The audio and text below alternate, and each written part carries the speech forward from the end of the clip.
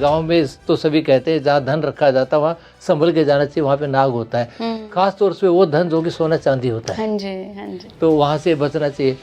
तो वो तो हमारे मन ने मान रखा ना, इसलिए सपने में पहले दिखा दिया। और ये तो एक सच्चा सपना था जो कि आगे साफ मिल भी गया। एक प्रकार से साइकिक ड्रीम है। तो उस वक्त की सच्चाई वही थी, इस वक्त की यही है। या तो वो भी भ्रम था या तो ये भी भ्रम है, या दोनों सच्चाई है। यानी सपना भी एक सच्चाई है। हमारा माइंड उसके थ्रू कुछ मैसेज दे रहा होता है। तो हमारे पुराने ग्रंथों में बहुत जगह सपने के बारे में उनकी मीनिंग समझाने की कोशिश की गई है।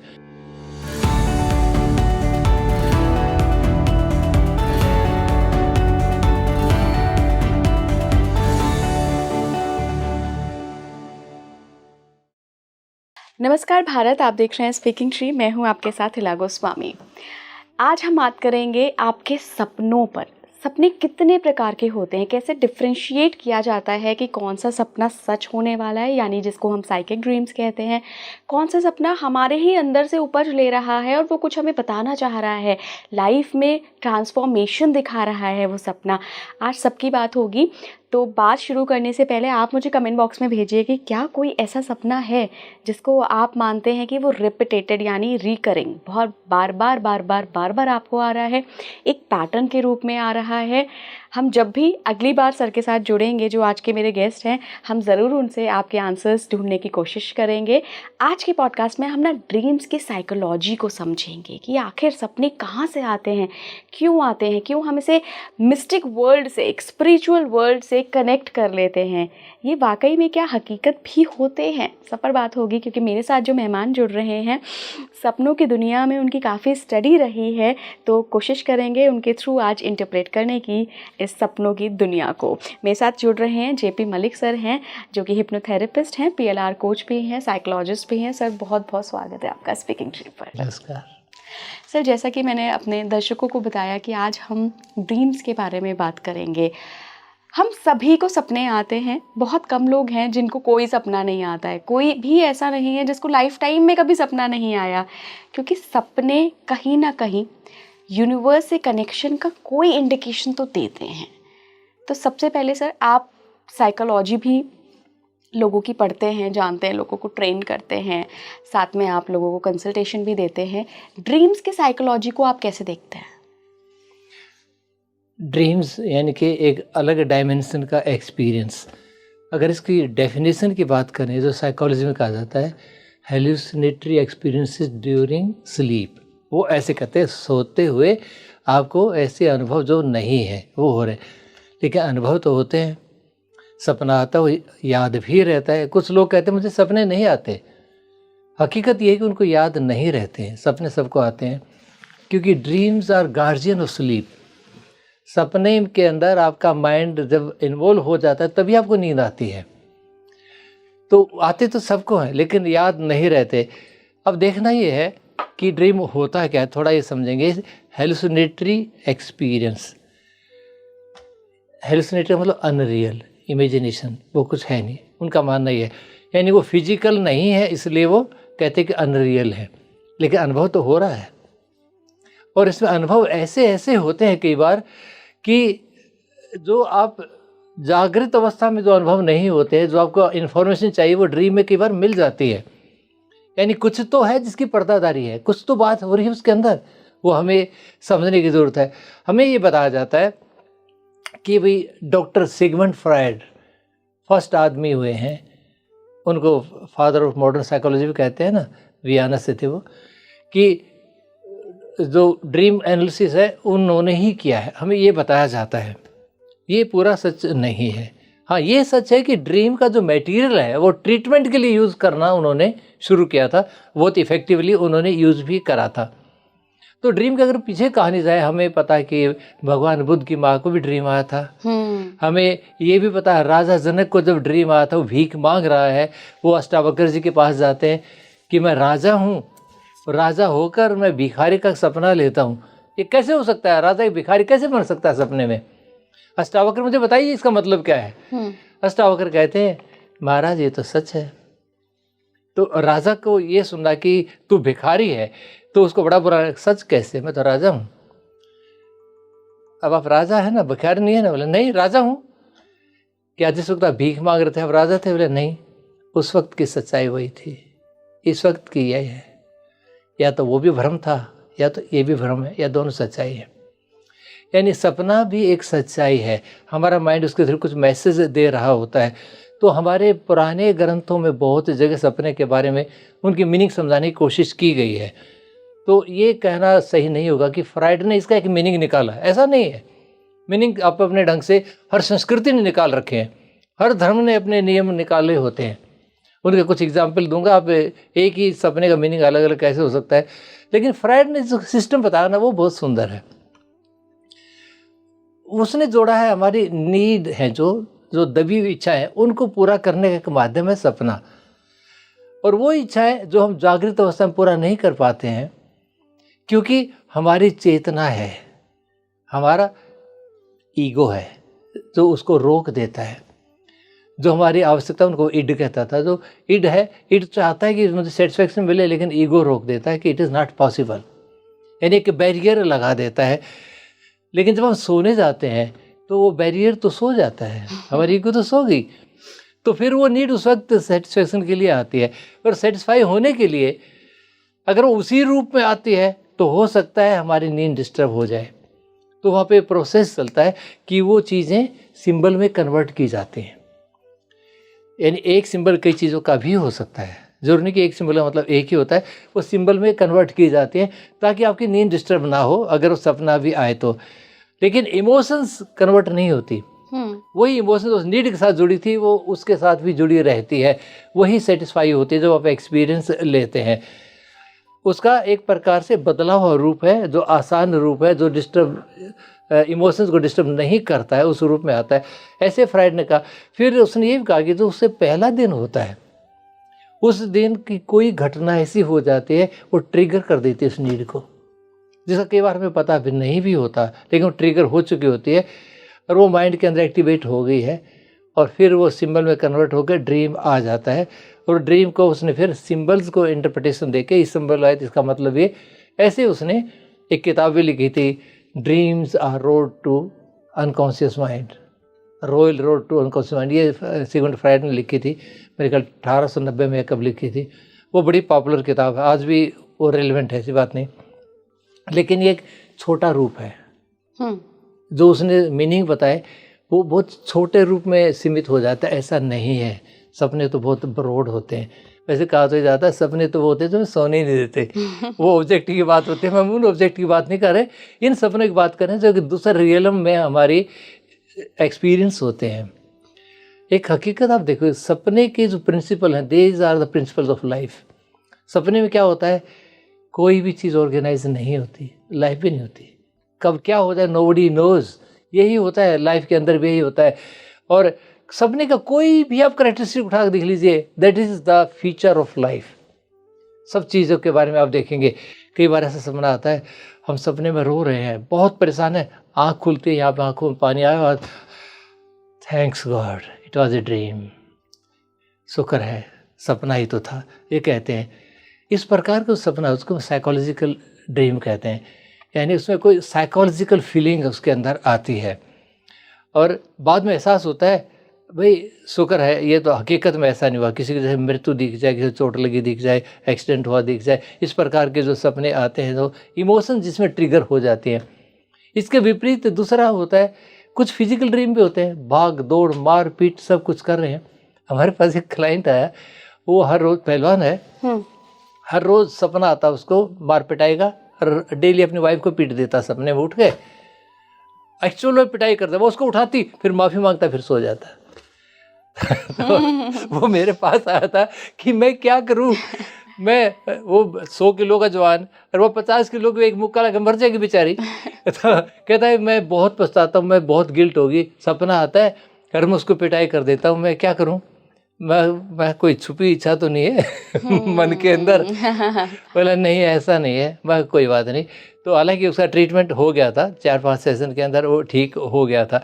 तो सपने के अंदर कई बार मैं जो चीज़ दिखाना चाह रहा हूँ, फिजिकल एक्टिविटीज़ या फिजिकल फंक्शंस होते हैं वो स्टॉप हो जाते हैं, लेकिन कभी कभी एक्टिव रह जाते हैं। अच्छा। ये दोनों प्रकार के सपने हो गए ना। जैसे सपने में आप देख रहे हैं भाग दौड़ कर रहे हैं, लेकिन आप हकीकत में बिस्तर में पड़े हैं, कहीं नहीं कुछ कर रहे हैं आप। वो आप यानी कि फिजिकल जो चीज़ होती है वो सारी बंद हो जाती है नेचुरली, अगर एक्चुअल सपना है तो वो हो जानी चाहिए। लेकिन कई ऐसे होते हैं, कई स्टूडेंट, कई क्लाइंट हमारे पास ऐसे आते हैं जिनकी शादी होने वाली होती है। वो कहते हैं सर मैं सपने में बोलता हूँ या मैं बोलती हूँ, दोनों प्रकार के आ जाते हैं, और मेरी शादी होने वाली है, ये इलाज हो सकता है? मैं आपको क्या प्रॉब्लम है? बोले प्रॉब्लम हो सकती है ना सर, सपने बोलूँगा तो। क्योंकि जब आप सपने में कोई बोलता है, you start talking with that person, जो भी पूछे सब बता देगा वो। उस वक्त उसको सुनता होता है, लेकिन वो सो रहा होता है, उसका ये सुनने की सेंस एक्टिवेट हो जाती है, क्योंकि you become part of the dream. इस प्रकार भी हो जाता है, यानी स्टिमुलस इनकॉर्पोरेशन कहते हैं इसको, उसके अंदर वो शामिल हो जाता है, तो वो भी ठीक हो जाते हैं हिप्नोसिस से, वो भी ठीक हो जाता है। यानी सपने के अंदर आप कई बार वो एक्टिविटी भी कर देते हो जो आपको नहीं करनी चाहिए, जैसे सपने में चलना है, बातें करना है, सूसू कर देते हैं कुछ सपने के अंदर, कुछ मार पिटाई वाले होते हैं। टेक्निकली वो नहीं होना चाहिए, अगर वो हो जाता है तो उसका ट्रीटमेंट है, अगर किसी को है तो वो ठीक हो जाए, कोई दिक्कत नहीं है। अब फ्राइड के पास जो आते थे वो कहता था कि इसके मीनिंग निकालो।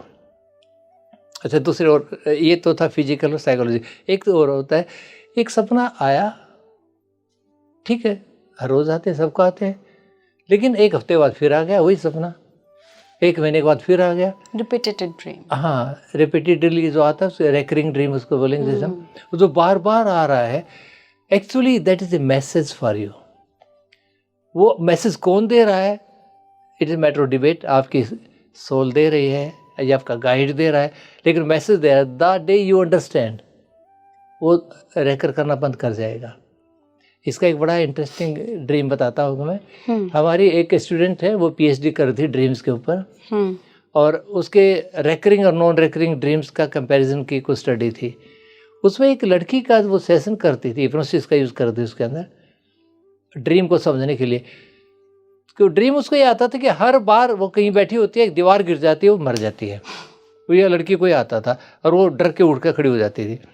उसके बाद जब करा तो कहीं उत्तराखंड के अंदर उसने फिर उसकी रिसर्च करी, तो पता लगा कि उत्तराखंड के किसी एरिया के अंदर के बाद भूकंप में स्कूल की बिल्डिंग गिरी थी, उसमें बच्चे डब के मरे थे, उसी के अंदर वो भी हो सकता है, वो थी उसके अंदर मे बी।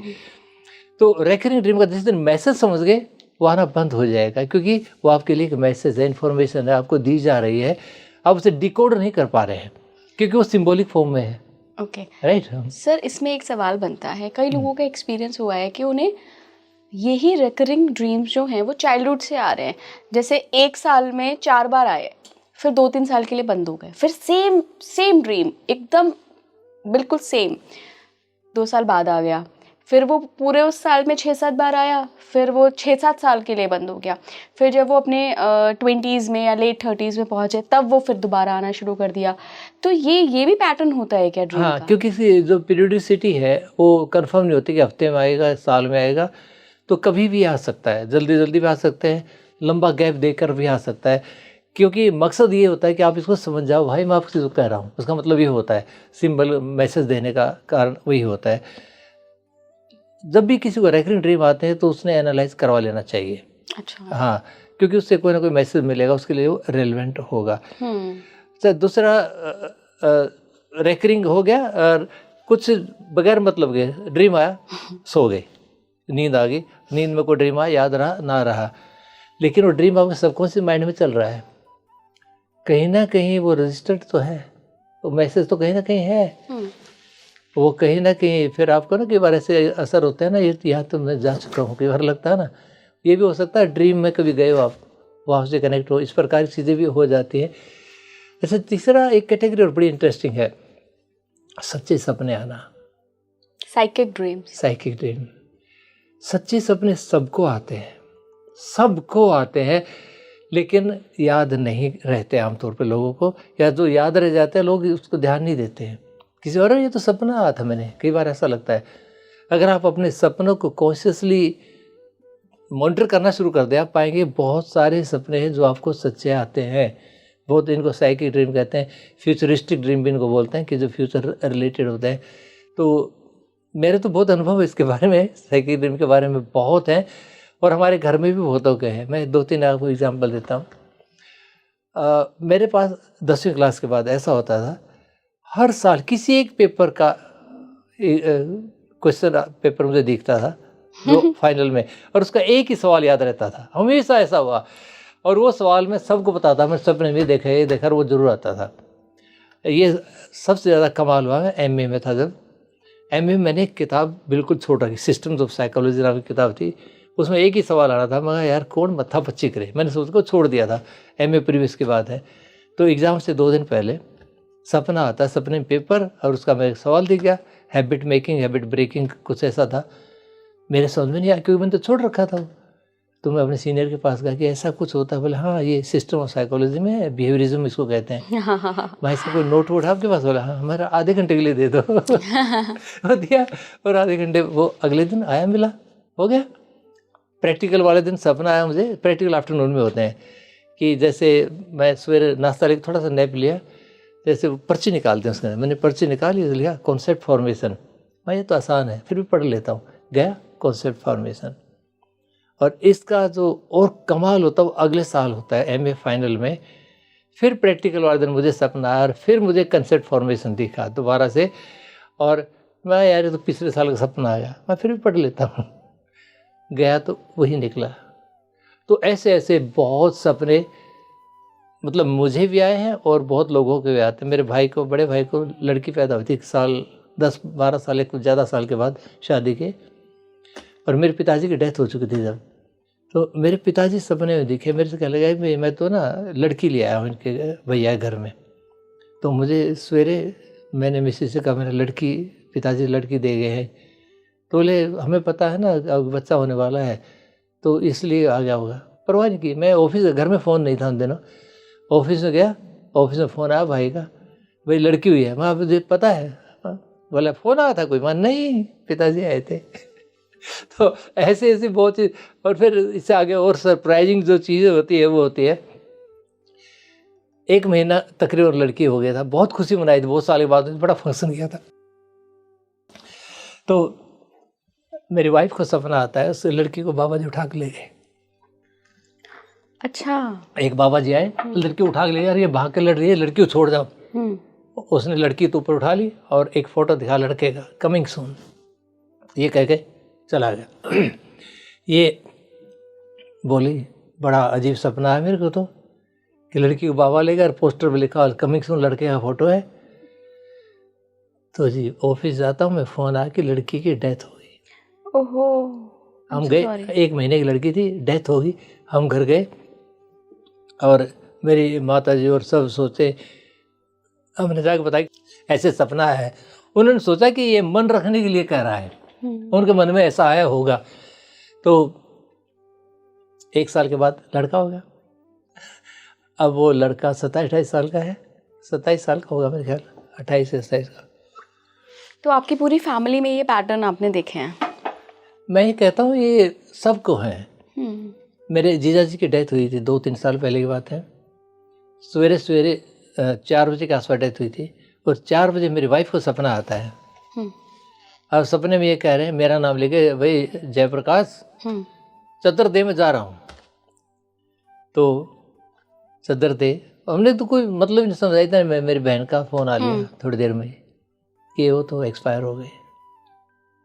तो ऐसे ऐसे ये सिंबॉलिक, मैं बात करें सिंबॉलिक की, ऐसे ही साइकिक ड्रीम भी हो सकता है, वैसा नॉर्मल ड्रीम भी हो सकता है। कई बार ड्रीम ऐसा भी हो सकता है जो आपका अनुभव हो चुका है वो आ जाता है, और कई सपना ऐसा भी होता है आपका कोई अनुभव हुआ ही नहीं है वो भी आ गया, और वो कई बार रेकरिंग भी होता है। हमारा एक स्टूडेंट था, कलकत्ता से आया था, उसका एक सपना आता है, बार बार एक मंदिर दिखता है। तो उसने, वो फौज में था, फौज से रिटायरमेंट लिया, तो जो नर्मदा नदी है ना, उसकी परिक्रमा होती है, वो परिक्रमा का उसका मन आया। वो परिक्रमा करके आगे पहुंचा, जहाँ खत्म होती वहाँ वही मंदिर। अरे तो मंदिर वही है, मैं सपने में देखता था। तो कोई पीछा कनेक्शन था या तो माइट भी। तो पास्ट लाइफ कनेक्शन के ड्रीम्स भी आते हैं सर? आ जाते हैं, क्योंकि पास्ट लाइफ तो शरीर की है ना, माइंड की तो नहीं है ना। माइंड तो वही है, सोल तो वही है, उसके अंदर स्टोर तो वही है, बस वो ट्रिगर हो गया, आ गया मेमोरी, उसके अंदर रिफ्लेक्ट हो गया, आगे अंदर दबी तो ट्रिगर होगी, वो आ गई। तो कई बार ऐसा सपना आता है जो हमारे कोई अनुभव से लेना देना नहीं होता, तो हो सकता है वो पास्ट लाइफ का हो, जैसे इसका मैंने जो फौजी का बताया ना, ऐसा हो सकता है। और सिंबल का एक मैं एग्जाम्पल दूँगा, बड़ा अच्छा लगेगा आपको। ये यूरोप का किसी एक स्टूडेंट का है, उसको सपना आता कि एक चूहा बिल्ली की पिटाई करता है, और ये सपना उसको एक दो बार कई बार आया। तो वो साइकोलॉजिस्ट के पास गए, तो एनालाइज कर करके उन्हें फिर कंक्लूजन पे आए क्या, उनकी जो टीचर थी वो उसको पीटती थी, पढ़ाई में थोड़ा सा रिटार्डेड था, पढ़ाई में ठीक से नहीं करता था, और उसके मन में आता था मैं बड़ा होता तेरी पिटाई करता।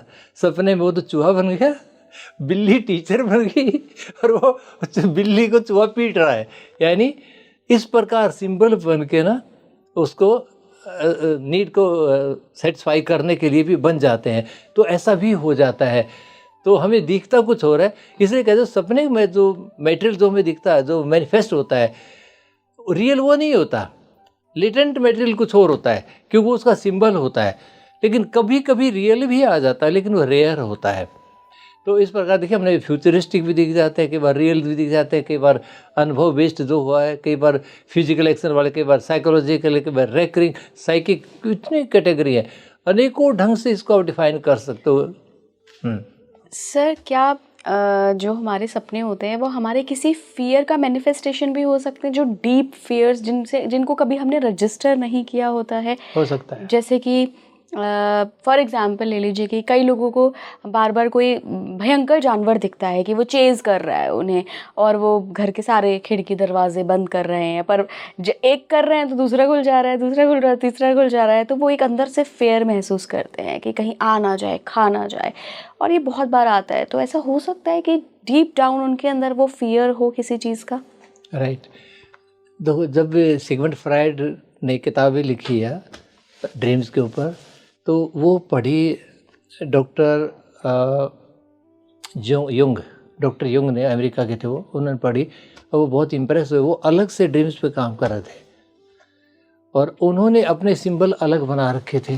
अच्छा। फ्राइड ने अलग बना रखे थे और वो फ्राइड से मिलने के लिए उसने डिस्कस किया, फ्राइड को अच्छा लगा, लेकिन फ्राइड ने फिर उसका शेयर नहीं किया, क्योंकि वरना उसकी रिसर्च शेयर हो जाती। उसने इंटरप्रिटेशन अलग दी ड्रीम्स की, सिंबल फ्राइड ने अलग दी। ऐसे ही संस्कृति वाइज अलग होते हैं। मैं कुछ सिंबल लेता हूँ, अब आपके सवाल का जवाब भी उसके अंदर आ जाएगा। अगर किसी को सांप दिखता, स्नेक दिखता है, फ्राइड कहता है snake is symbol of male genital, ये सेक्स रिलेटेड है, फ्राइड ये कहता है। और युंग कहता है सांप तो फियर को दिखाता है, डर को दिखाता है। किसी का डर मन में है या कोई अंदर बैठा डर है, सांप या शेर जो इस प्रकार के जानवर होते हैं ना, वो फियर को एक्सप्रेस करते हैं। हो सकता है आपके मन में कोई डर बैठा हो, ये सेम ड्रीम है, उसका अलग मीनिंग है। फिर हम यहाँ पे किसी पंडित जी के पास आ गए, गोस्वामी जी थे, उनके पास चले गए, तो आप बताओ जी सांप दिखा है, ओ भोले प्रगट हो गए, पूजा करो। अब ये बताइए इनमें कौन गलत है? तीनों सही है, तीनों सही है, क्योंकि जो ड्रीम का मेटेरियल आता है वो कॉन्टेक्सचुअल होता है, उस कॉन्टेक्स्ट के अनुसार होता है, और जिस एंगल से उस कॉन्टेक्स्ट को लिया उस एंगल का उसके अंदर मीनिंग है।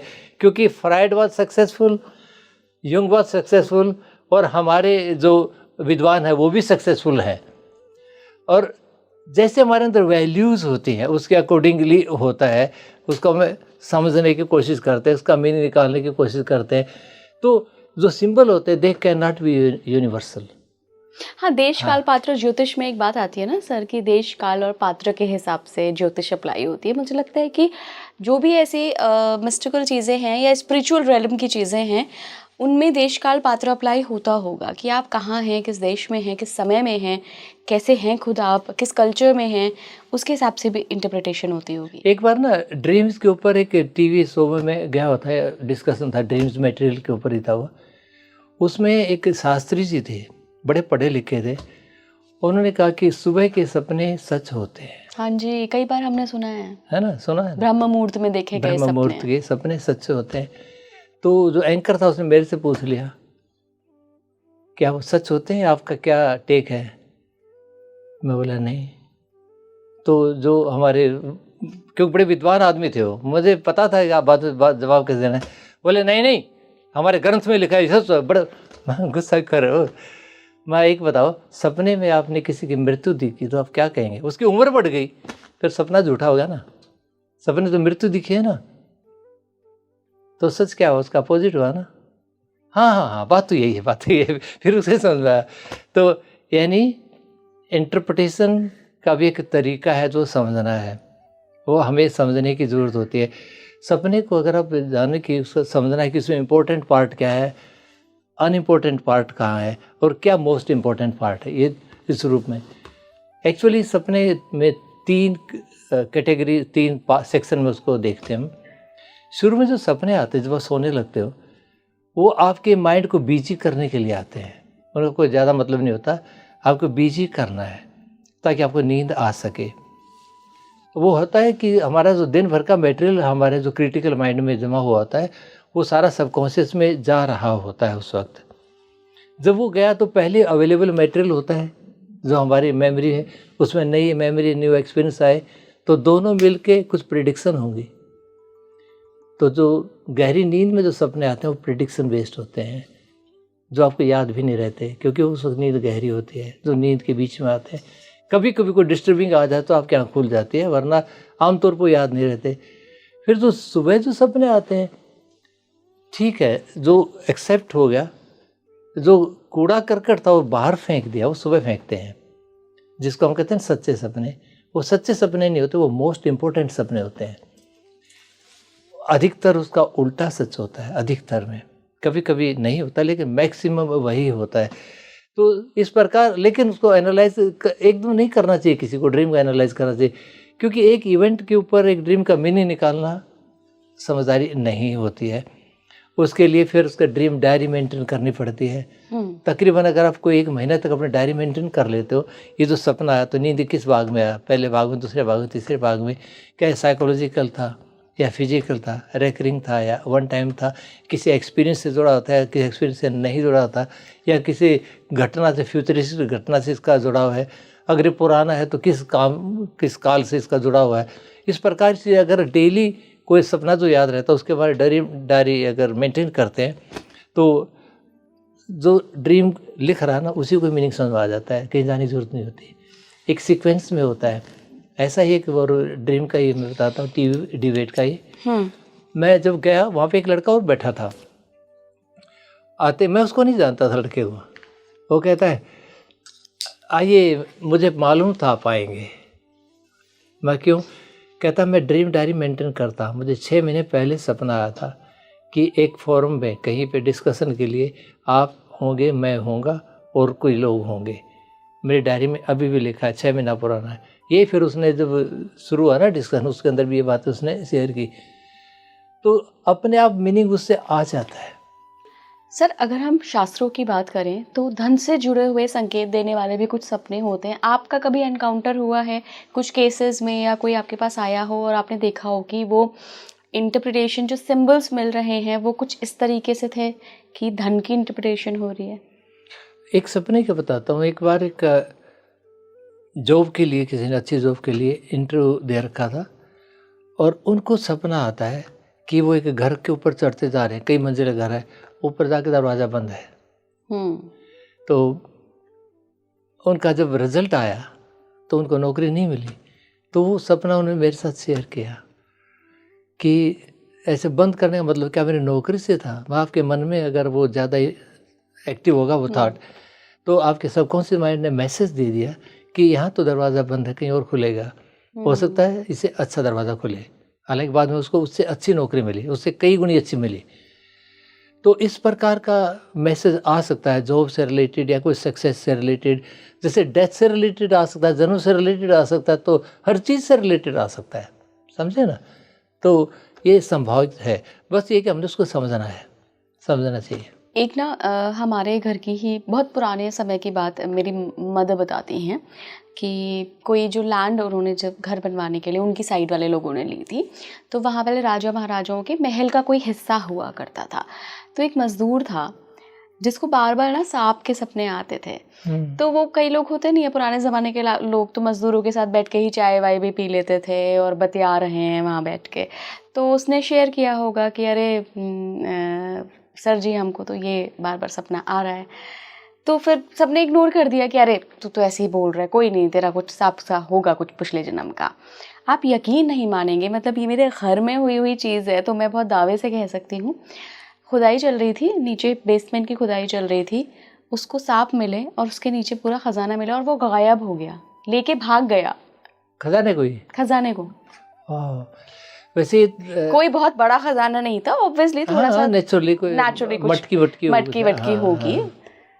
वैसे मानते हैं ना, हमारे संस्कृत में माना जाता है कि धन की रक्षा करता है सांप, ऐसा माना जाता है। उसने सांपों को भी मार दिया था उसको।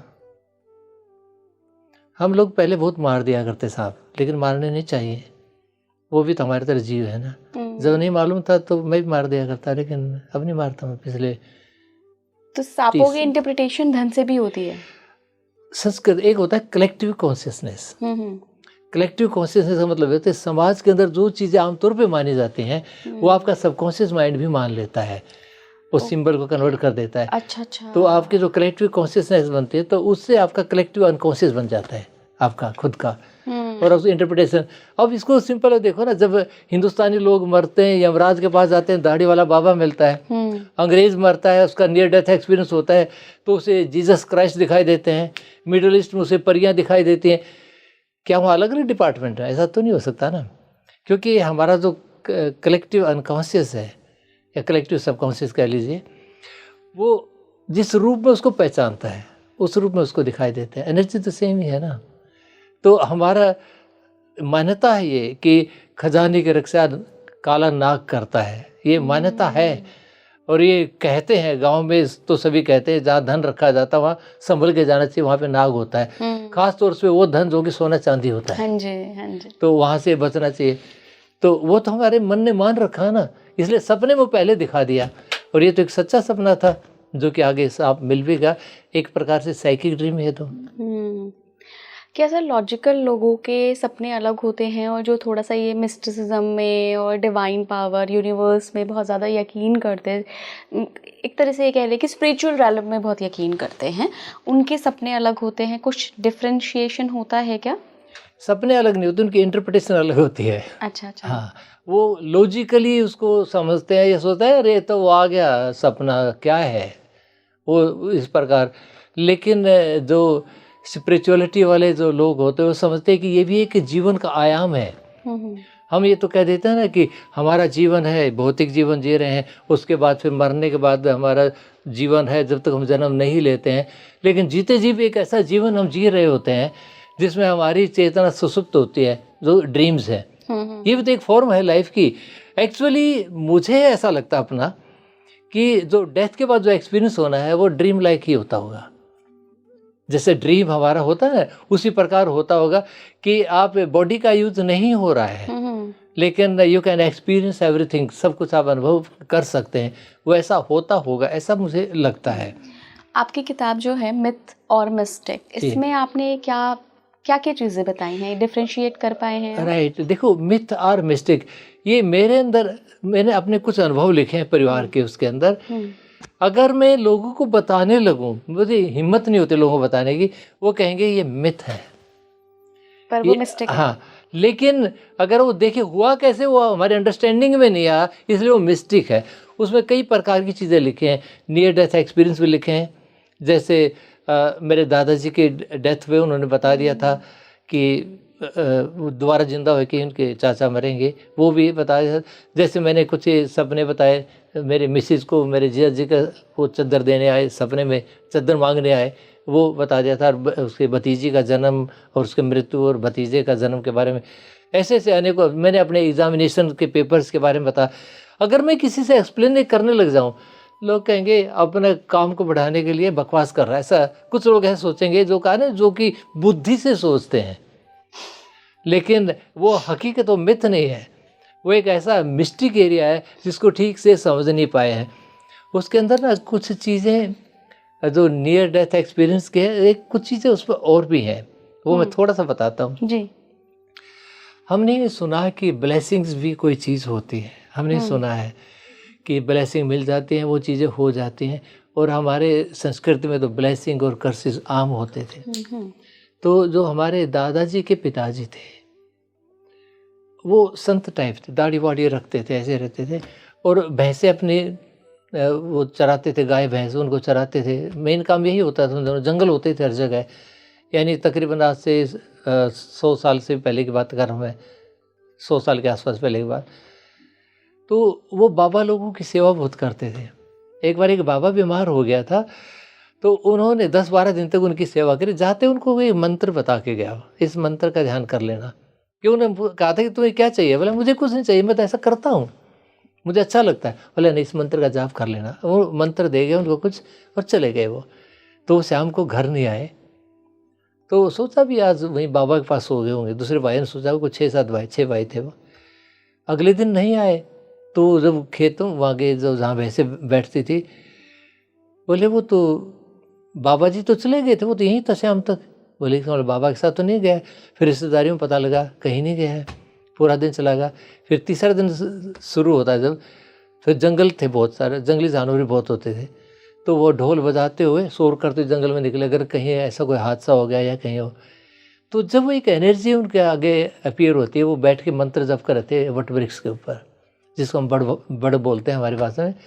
उस वट वृक्ष ऊपर कर रहे थे, एनर्जी ने उसे नीचे बुलाया और उसके 3 ब्लेसिंग्स दे के गए। वो ये कमाल हुआ था हमारा।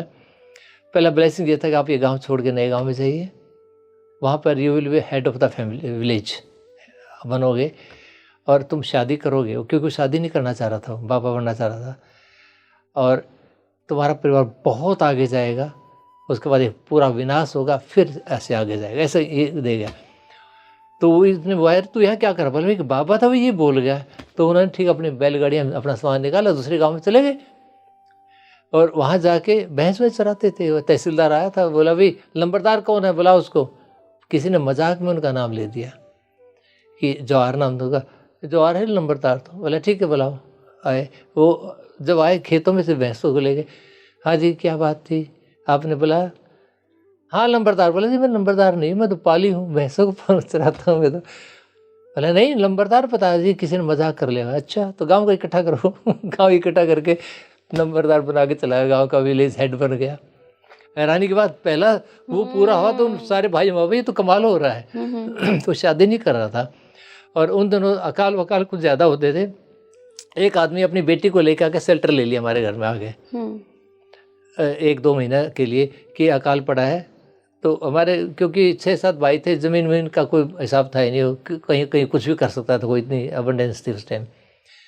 और फिर जब 2 महीने या 3 महीने रहा हुआ, उसने फिर कहा कि तुम्हारा छोटा बेटा है, इसके साथ शादी कर दो मेरी बिटिया की। तो उनकी जो मदर थी उन्होंने हाँ कर दिया, वो रहेगी। उसके फिर मेरे दादाजी वगैरह और फिर पैदा हुए। और फिर 1962 आता है, 1962 कंसोलिडेशन ऑफ लैंड होता है। और उसमें वो मुकदमेबाजियाँ हुई, वो विनाश हो गया घर का बिल्कुल। सब कुछ कहते हैं ना, बिका नहीं, कसर नहीं रही। और उसके बाद फिर कुछ दिन के बाद सेटल हो गया। जब बस 1-2 साल मुकदमे, 2-3 साल चले थे। उसके बाद घर फिर ठीक ठाक है, अब सब कुछ है। अब मेरे चाचा ताऊ सारे बच्चे they are all over the world, कोई कहीं सब। तो आपकी पूरी पीढ़ी ने मिस्टिसिज्म को एक्सपीरियंस किया है। और वो बताते हुए भी हमें थोड़ा सा लगता है कि लोग इसको किस एंगल से लेंगे। क्योंकि जो हमारा बैकग्राउंड है आर्य समाज वैल्यूज से हमारा परिवार है। हम किसी चीज़ में विश्वास नहीं करते, ना पूजा पाठ, ना ये मूर्ति पूजा, ना ऐसे कुछ भी नहीं करते, कांड वांड जो होते हैं। लेकिन ये चीज़ें हमारे साथ हुई हैं। और भी बहुत कुछ है उसमें, मिथ और मिस्टी के अंदर तो बहुत कुछ है, जो काफ़ी सारी बातें मैंने अनुभव लिखे हैं। उसके अलावा और भी बहुत रहते हैं। बिल्कुल सर। तो ये हमारा एक सोचने का तरीका है, हम उसे मिथ माने या कोई मिस्टिक है, लेकिन ये सच्चाई है। इसलिए मैंने उसका नाम दिया है कन्फेशन ऑफ ए साइकोलॉजिस्ट। उसका कन्फेशन है वो, जो हकीकत हुई है ये। तो सपना एक अलग जीवन का आयाम है। दुनिया के अंदर एनर्जी के रूप में भी कुछ सोल है, या whatever the form they are, वो एक रियलिटी है। हम बीइंग फिजिकल पर्सन, हम उसको कई बार एहसास नहीं कर पाते। हम जिस चीज़ को हम नहीं जानते, अगर हम उसे नहीं मानते हैं तो ये हमारी इग्नोरेंस है। ये हो सकता है वो हो, लेकिन हमारे अनुभव में ऐसी चीज़ें हुई हैं, बहुत सारी हुई हैं, और ये सबके अनुभव में होती हैं। अगर आप थोड़ा सा ध्यान लगाओगे, बहुत कुछ इसमें आप पाएंगे। बिल्कुल। हाँ जी। बिल्कुल। बहुत बहुत धन्यवाद सर। मुझे you. लगता है कि काफ़ी सारे लोगों के ड्रीम्स को लेकर अनुभव होंगे। लोग हमें कमेंट बॉक्स में भी इस टाइम भेज रहे होंगे। देखिए, आप भेज दीजिए, हम कोशिश करेंगे कि सवाल जवाब के फॉर्मेट में जब भी हम अगली बार सर के साथ पॉडकास्ट में जुड़ें तो आपके इन अनुभवों के आंसर्स ढूंढने की कोशिश करेंगे। जुड़े रहिए स्पीकिंग ट्री के साथ। नमस्कार।